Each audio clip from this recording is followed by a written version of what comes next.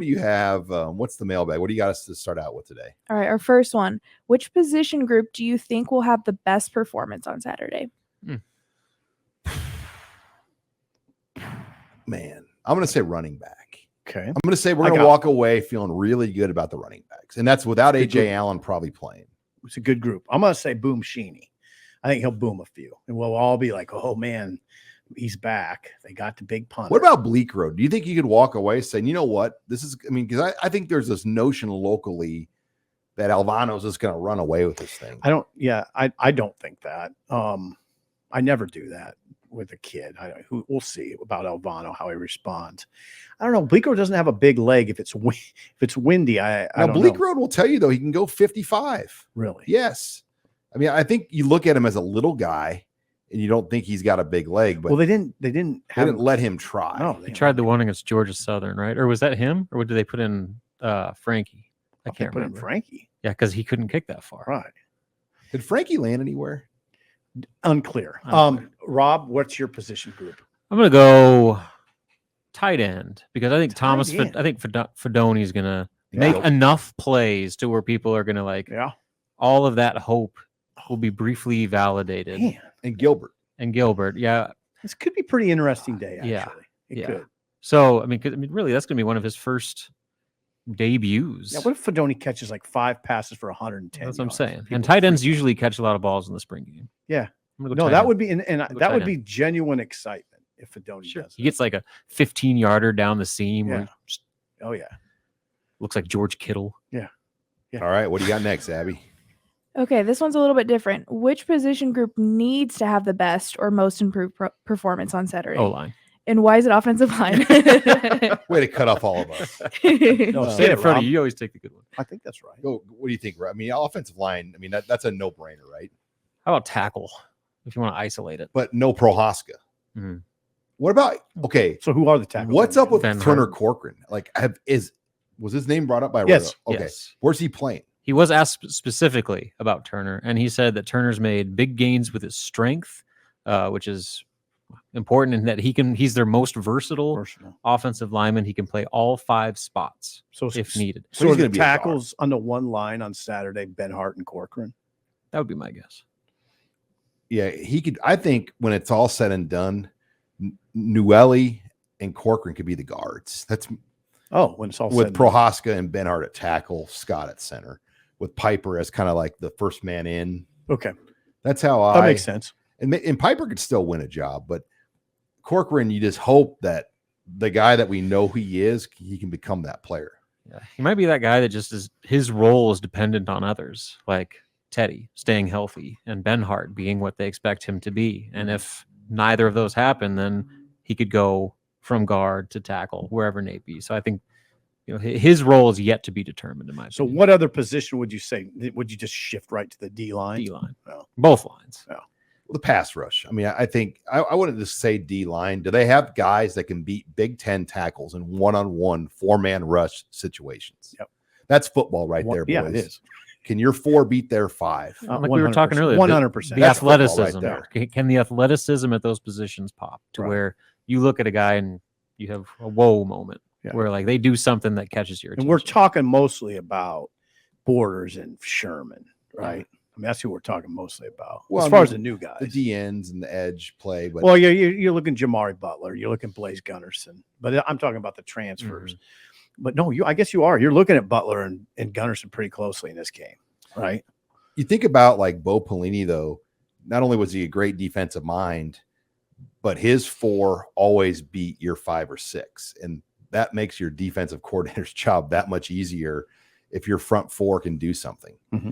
And can they get that out of this group? Mm-hmm. But Pelini, I'll give him go back to Virginia Tech when they played Tyrod Taylor.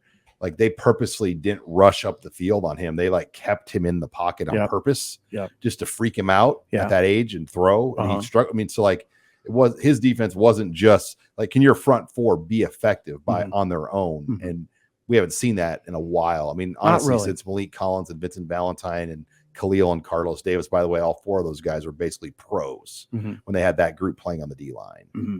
Well, Khalil and Carlos Yeah, I guess they played some pretty good defenses, but not like Valentine and Collins.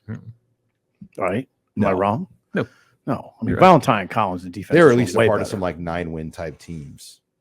Okay. Which, God, We're back in the weeds. The glory years. we're back in our July shows here again. All right, what do you got next, Abby? Anything on Pete Rose? All right. Oh, Let's talk about Pete Rose. Okay, next one. How many fans do you think will be at Memorial Stadium on Saturday, and where do you think the attendance will rank in the Big Ten? 60. I'll say 62,000. I think so. Weather's not supposed to be They're great. right around 60, right? 56, wasn't it? Last check. Well, I think there was another update from the Okay. ticket office that said they were right just under 60. Okay. So they can get 65. you take into the walk up. I don't know. Yeah. You said, what did you say? 62? 62s. All right. I'll say 63. Okay, I'll go with that. It's not going to be a big walk up.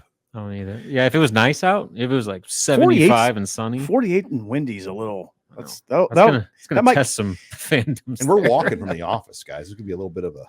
Oh, yeah, I think we can handle that, Sean. 48. Man up. Yeah, 48. Come on. Wear a T-shirt. I coached in rougher weather in the soccer game Yeah, you last did. week. So, Carly handled it just fine. You probably can too, Sean. all right, what do you got next, Abby? What do you think of the new Herbie? Okay. Fitter, more fit than the previous edition of that Herbie. I'm not as fit as the one that Peterson rolled out, which I never even saw. I don't The even- Boyd Epley trained Herbie Yeah. Husker. They like remember they had a Saturday Night Live type press conference where Boyd Epley literally went through the training regimen of Herbie Husker. And they just went with the white. Do you remember that, Robin? Yeah. It's kind of an interesting skin tone. It's like an SNL type deal. It's an interesting way to handle the skin tone. Just make him completely white as toilet paper. Yeah. It's fine though. People are talking about it. It's fine. Yeah, it's fine. It's like, fine. It could have been a lot worse. I'm like, Yeah. it doesn't like. There's nothing about it that like gets me like God, triggered or God, anything. That's like a that. good way to put it, Yeah, Robin. that's like I get it. They accomplished, I think, what Trev wanted to do. He said he wanted to put a modern touch on the old Herbie, and I think they did that. They they eliminated the controversy with his hand sign. They got the corn husk back in there and all that sort of stuff. What was the controversy with this hand sign? Oh, if the OK symbol meant something Okay. beyond OK. Hey, That was I not think it okay. looks good. It's fine. I would say it is well done. Yeah. So I mean, it's fine. The one thing I do have a complaint about is like the other sports. So like the football one, like Herbie's got some good arm muscle definition. Yeah. Even the basketball, he looks like he's got these skinny little arms and a big gut and skinny legs. It's like, Oh, really? come on, let's give Herbie a little bit more muscle tone. Well, and I don't know. Do you guys know the true history of Herbie Husker, how it all came about, like Yeah, the yeah. image of it? So the 1965 Cotton Bowl, there was a character artist, Dirk West was his name, and he drew pictures. And Don Fox Bryant, the late legendary sports information director, they had them draw up like what they wanted Herbie Husker to be, and that is like how like it became what it is today. Like so, It's a 73 Cotton Bowl. not 65. We'll double check that at some point, but I think it was 73. Because Did they play in the Cotton Bowl in 65? Well, I was looking back at the Cotton Bowl dates. Nebraska played in 65 and 74. Oh, And I thought that I think it was 73. the So it would have been the 74 73 Cotton Bowl, yeah. okay, so Herbie Husker was developed that late. I think so.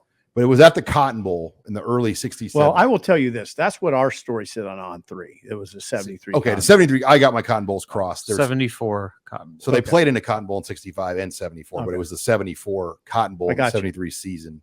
And Don Bryant, he actually had the original character of Herbie Husker in his office, like that one at his, that was made at that Cotton Bowl. And I think that's somewhere inside the stadium now, but that's how they developed Herbie Husker. Yeah. They put it on the media guide that first in 74. It was on the media guide.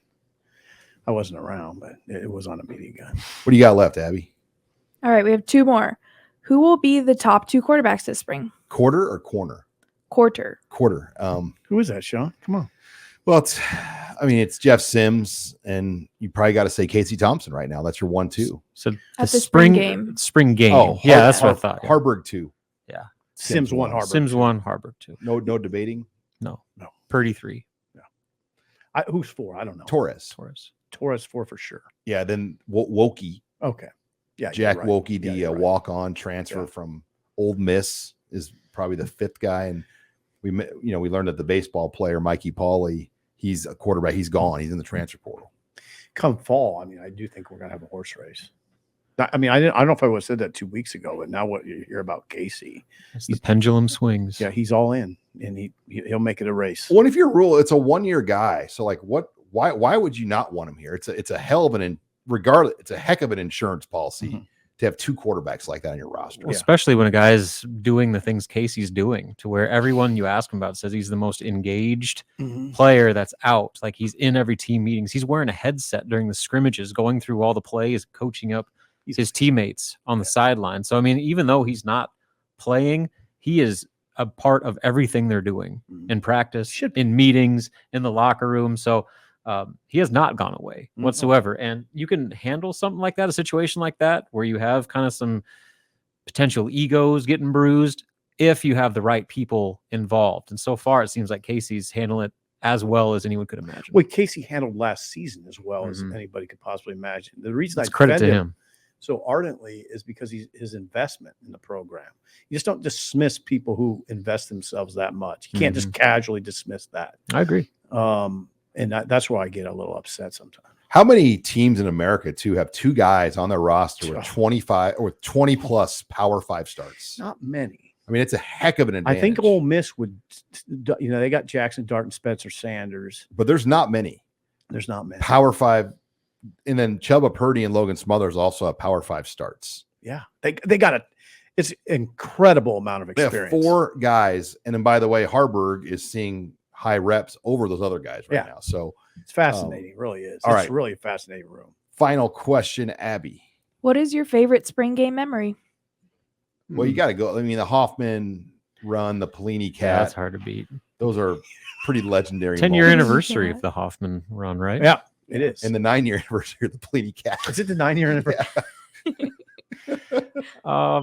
Yeah. I don't know. know. Cat was a very bizarre moment. Yeah, like that's not a highlight for me. I don't know. It was more just like a low light. What are we doing here? Yeah, I mean Hoffman.